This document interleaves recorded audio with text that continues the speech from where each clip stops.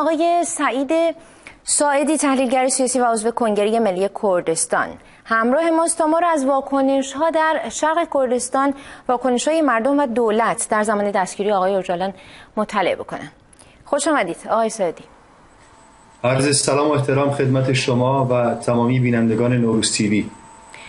آقای ساعدی، چه اتفاقی افتاد؟ اسفند ماه سال 77 بود، معادل با فکر می‌کنم یک هفته بعد از دستگیری آقای اوجالان رو بودن آقای اوجالان در 15 فوریه سال 99 که مصادف میشد با حدوداً اسفند ماه سال 77. چه اتفاقی افتاد؟ از زبان شما بشنویم. بله. عرض بشه طبعا اتفاقات زیادی همه جا افتاد و من جمله در خود شرق کردستان هم به همین صورت.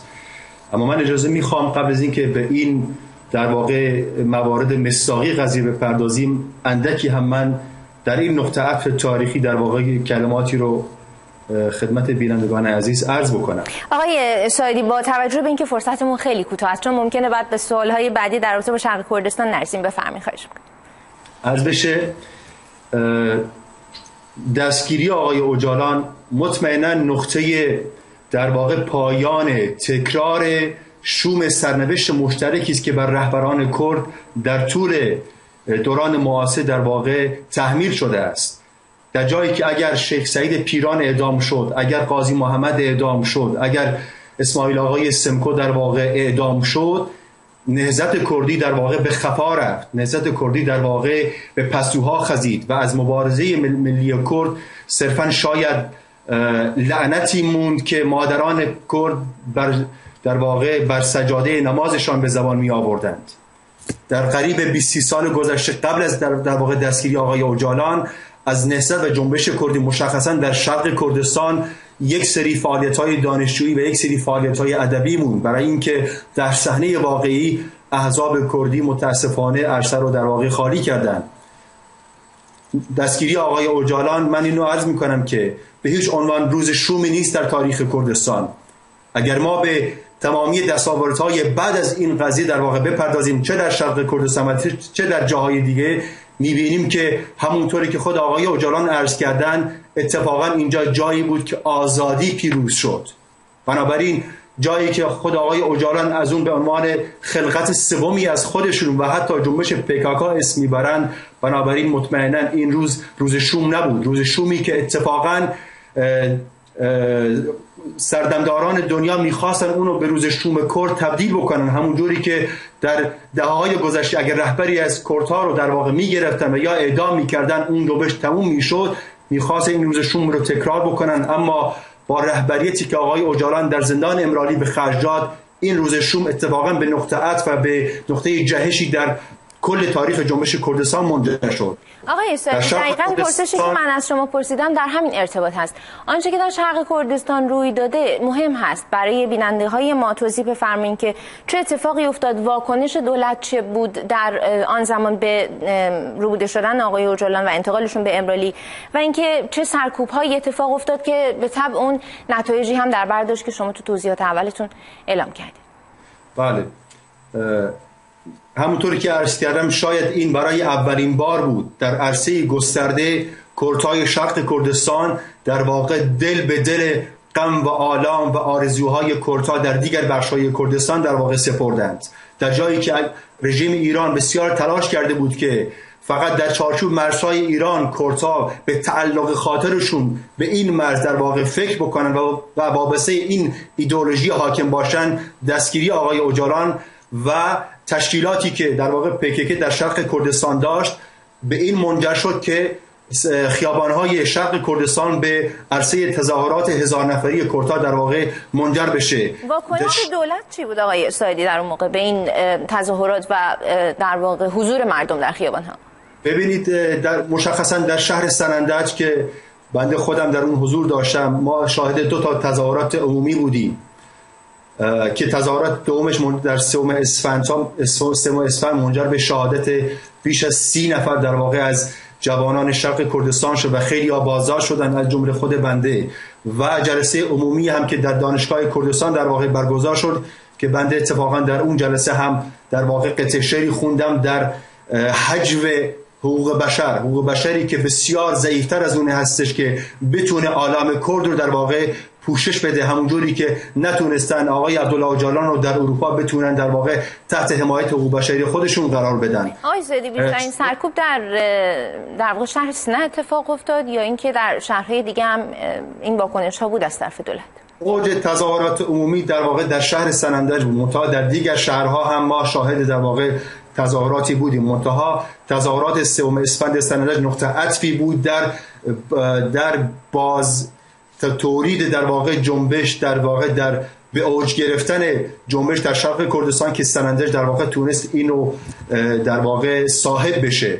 رژیم آخوندی مطمئنا آچمز شده بود که نمیتونست تصور بکنه که جوانهایی که همه فکر میکردن که صرفا کارشون اینه که در خیابونها پرسه بزنن میتونن دست به سنگ ببرن، دختر و پسر با هم دیگه و بر علیه گارد در واقع سپاه و نیروی انتظامی جمهوری اسلامی در سنندج بسیج بشن و به اونها حمله بکنن.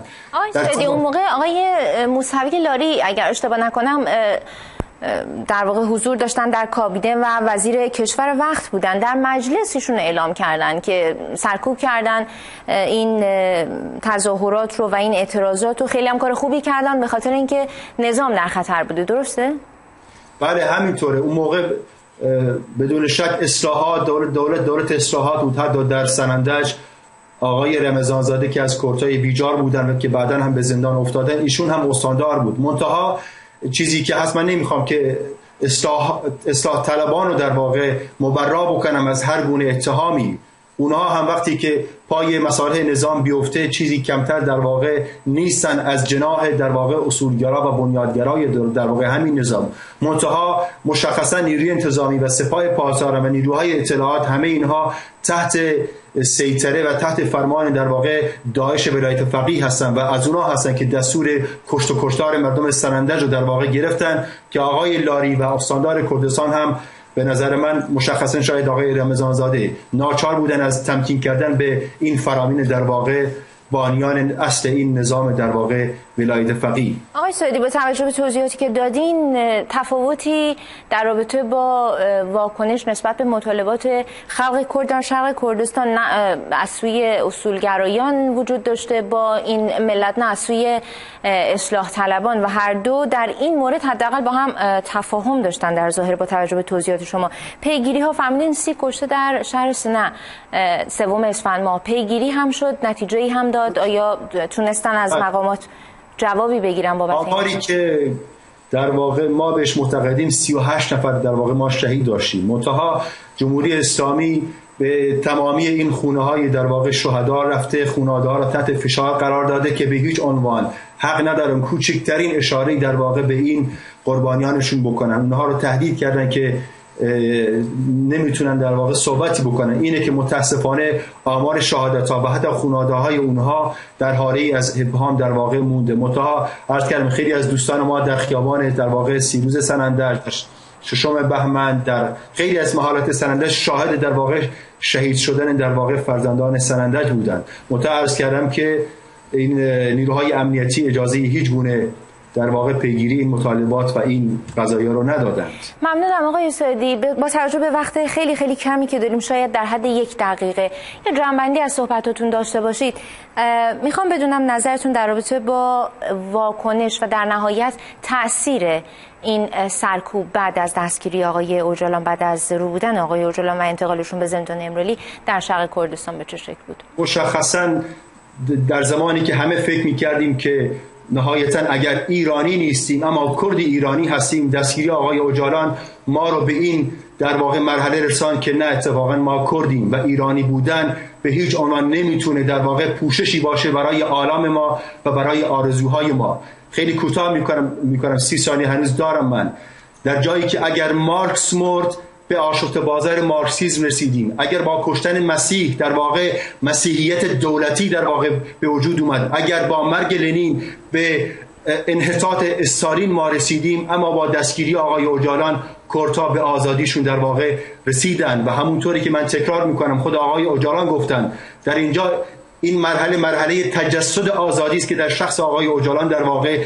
تجسد پیدا کرده. بنابراین در این مرحله کردها نمایندگان هزاران هزار آزادی خواهی هستند که در سراسر جهان در واقع خونشون ریخته شده و الان کردها مشخصا شخص آقای اوجالان نماینده و صدای آزادی هستش که میخواد هنوز هم در خاورمیانه در واقع تنین بندازه. بنابراین مرحله بعد از 15 فوریه مرحله اتحاد ملت کرد بود در هر بخشی از کردستان که آزادی کوبانی و شهادت فرزندان سرندج در شهر کوبانی اینها رو در واقع به اثبات رسانده. بله، سپاسگزارم آقای شایدی از توضیحاتی که دادید. درود. و ما مطابق